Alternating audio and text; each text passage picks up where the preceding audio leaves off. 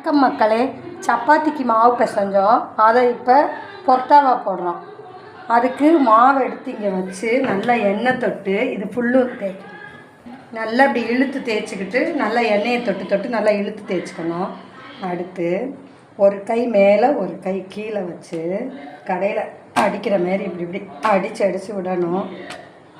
அடிச்சுட்டு நம்மளால் முடியலைன்னா துவைக்கிற மாதிரி 2 துவைச்சு இப்படி மடித்து எண்ணெய் தொட்டு வச்சிடணும். வாங்க இதெல்லாம் செஞ்சுட்டு அப்புறமேட்டு கல்லில் போடுறத காமிக்கிறேன். அப்படி எடுத்து வச்சிட்டேன். இதில் வச்சு நம்ம கையில் அமுக்கி இப்படி கையில் தட்டினதை எடுத்து போட்டு இதையே எண்ணெயில் பொரித்து எடுத்தால் எண்ணெய் பரோட்டா, இப்படி தோசைக்கல்லில் போட்டு எடுத்தால் வாட்டு பரோட்டா.